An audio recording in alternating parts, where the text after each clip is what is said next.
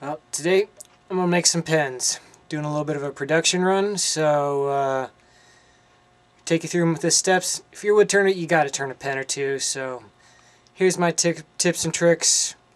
There's people out there that do a lot better job than I do, but here's my video. Alright, just doing 5 pens today. I've got, what is it, olive wood, cocobolo. This is some spalted oak. Let's see, where'd that go? This is a chalk that was underneath some tile. I think I've picked the best part of it. I got 9 pen blanks out of the other one. You can see on this side it's kind of bland, so gotta love spalted wood. And then another spalted oak and another cocobolo. I think all of these kits were from Penn State, so I'll get set up for cutting and drilling, and we'll go from there. Well, nothing really special about cutting pen blanks.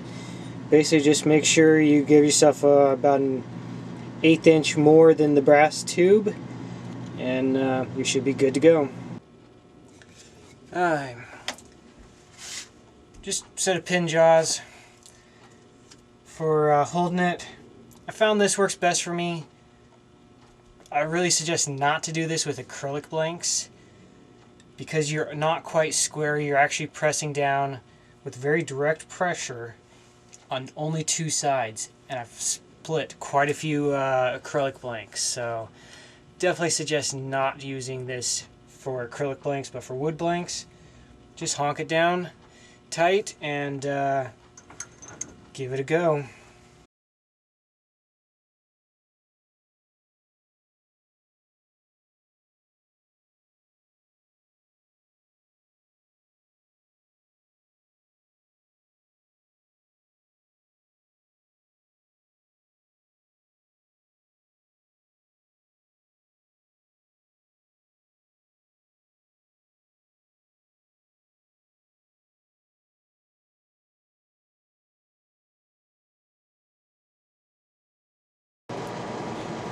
Alright, gluing in.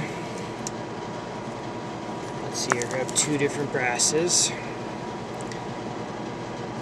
You see here, this one's already pre-scratched from Penn State. This one's shiny. So first thing you need to do, take some 220 sandpaper and just scuff up all of them that need scuffing.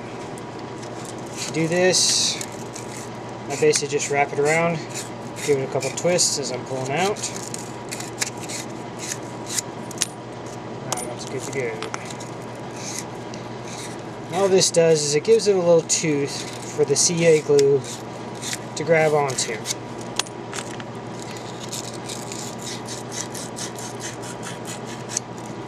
if I can get down here where the camera's at to do this.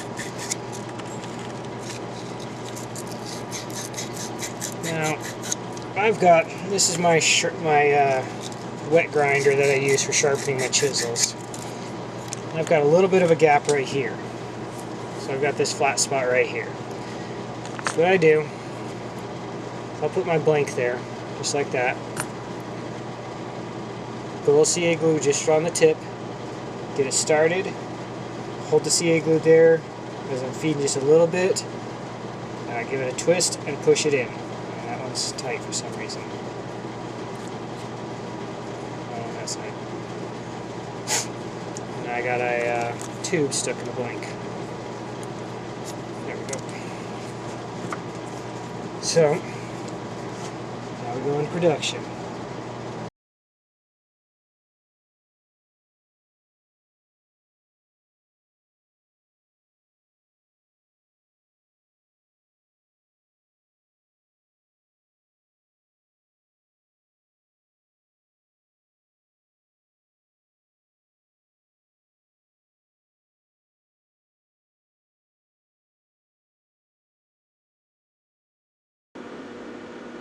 Alright, I got 5 different pens, 5 different kits.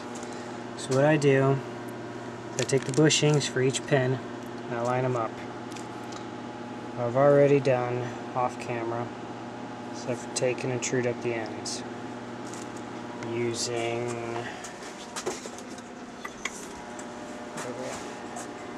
that's a handle that I made for a barrel trimmer. The other thing you can use if you don't have a barrel trimmer is just a sander. That's a Harbor Freight version. I also have tapped piece of walnut, piece of plywood. I use that quite often as well. So, I've already got a couple turned. You'll see that next. I got the next one set up. This is for a stylus, so I've got one bushing within the blank, and I actually have 3 bushings on here. You can kind of see a line right there. And then I prefer to use a skew for my initial cut, and then I have a smaller skew that I use for a scraper to bring it right down to this diameter. You're going to bump into your bushings every once in a while. That's why you got to replace them on occasion, but try to minimize that, and that's why I use it as a scraper down to the last little bit. So I'll get this camera repositioned, we'll go back at it.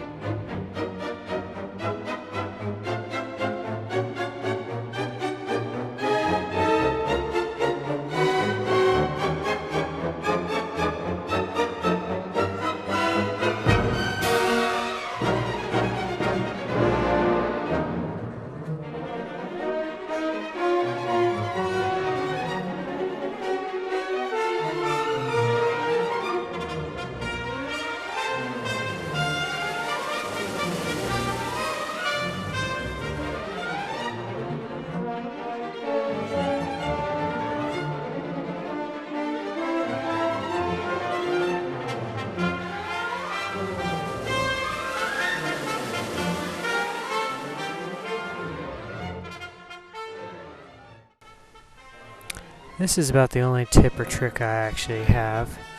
These are 2 pieces of maple that I turned Morse taper on. Instead of using a pen press, I have a press basically built into the lathe. So I just do a longer one for the tailstock so that it will self-eject, and a shorter one for the headstock. And then when you go to put your pen together, basically it's just put the tip in, press it together, making sure that everything is in line and straight. You can put it in a low crooked, and you can crack your blanks if you have the cheaper Penn State blanks or Penn State pen kits like I have. Next, you put in the twist mechanism, making sure it goes in straight as well. When you put the twist mechanism in, you just want to make sure that when you twist the pen, about just under 1/8 of an inch of the ball point is showing. If you put it out too far and you twist the pen to close it, it won't fully retract. So just something to you learn with trial and error. So.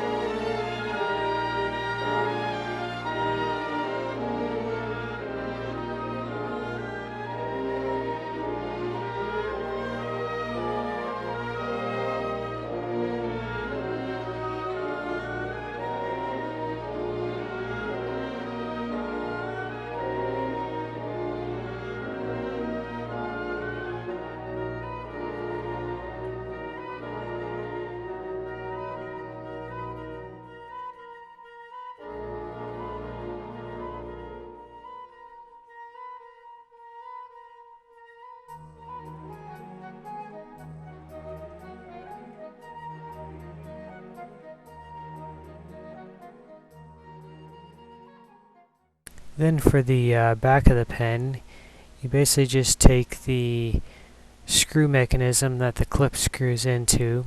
Other, like the Slimline, just have the press-in clip. But with this one, you press in the screw mechanism. Then you choose exactly where you want the clip to be. On any pen you want to do that. You basically want to find somewhere that you're not going to be covering up a very nice spot on the grain or the acrylic blank. Then when you put the pen together, you also want to make sure to line up the grain if you have done so that either when the full open or full closed position, all the grain runs through. This one I goofed up on and did not pay attention to the direction on my blanks, and I got one of the blanks backwards, so I have to pay a little bit more attention on the other ones. The other spalted oak pen that I turned, I actually did get the grain just perfectly, so that's something to pay attention to.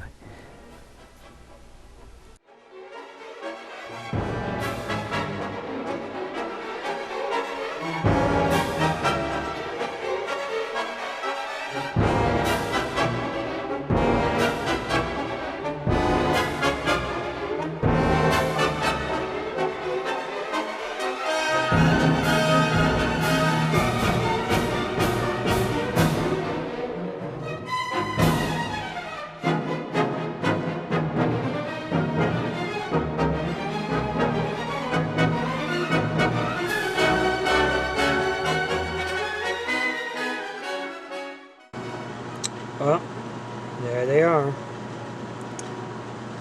I'll post some pictures at the end along with some of the other pens I've got. And if you learned something, great. If not, hope you enjoyed watching. Please feel free to leave comments and questions. See you on the next one.